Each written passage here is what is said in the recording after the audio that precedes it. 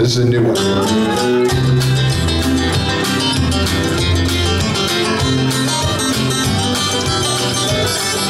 God, I love this song. I haven't heard it forever. I was taking a trip out to L.A., tooling along in my Chevrolet, toking on a number and digging on the radio. Just as I crossed that Mississippi line, I heard that highway start to whine. Knew that left rear tire was about to go. Well, the spare was flat and I got uptight because there wasn't a filling station in sight. So I just slipped on down the shoulder on the rim. Went as far as I could. When I stopped the car, it was right in front of this little bar, kind of a redneck looking joint called the Dewdrop Inn.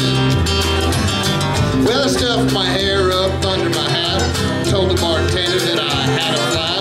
Would he be kind enough to give me change for one? Well, there's one thing I was sure proud to see. There wasn't a soul in the place except for him and me. Just looked disgusted and pointed towards the telephone.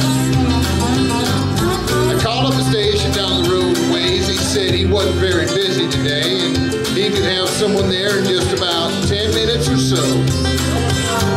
He said, now you just stay right where you're at.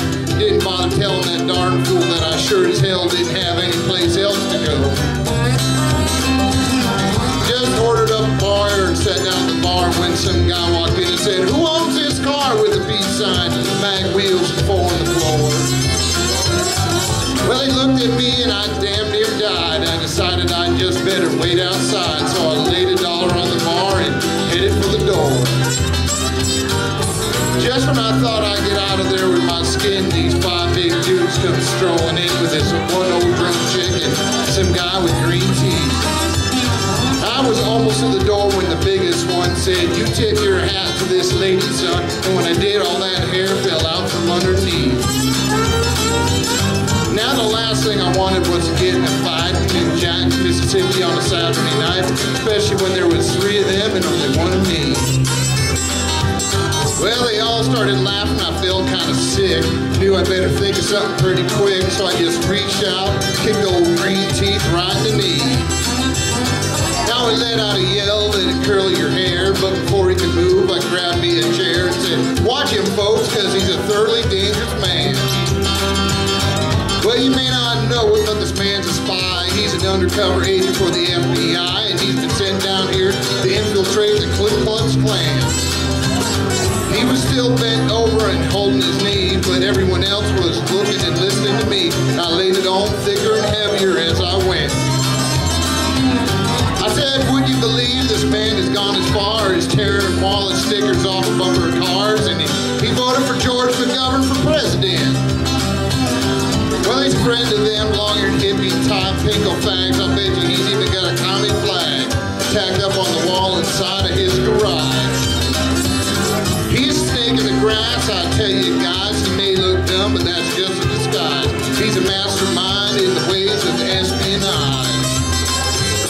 They all started looking kind of suspicious of him, and he jumped up and said, now just wait a minute, Jim. You know he's lying. I've been living here all my life. I'm a faithful father of Brother John Birch, and I belong to Antioch Baptist Church, and I ain't even got a garage. You can now call home and ask my wife. Then he started saying something about the way I was dressed, but I didn't hang around to hear the rest. I was too busy moping and hoping I didn't run out of luck. And when I hit the ground, I was making tracks, and they were just taking my car down off the jack, so I threw the man a 20 and jumped in and fired the mother up. Mario Andretti sure would have been proud of the way I was moving when I passed that crowd coming out the door and headed toward me in a trot.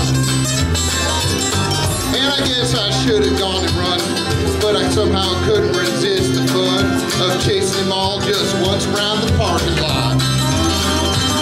Well, they headed for their car, but I hit the gas, spun around, and in the pass I was slinging gravel, putting a ton of dust up in the air. Well, I had them all out there stepping and fetching like their heads was on fire and their asses was catching. I figure I better go ahead and split before the cops got there.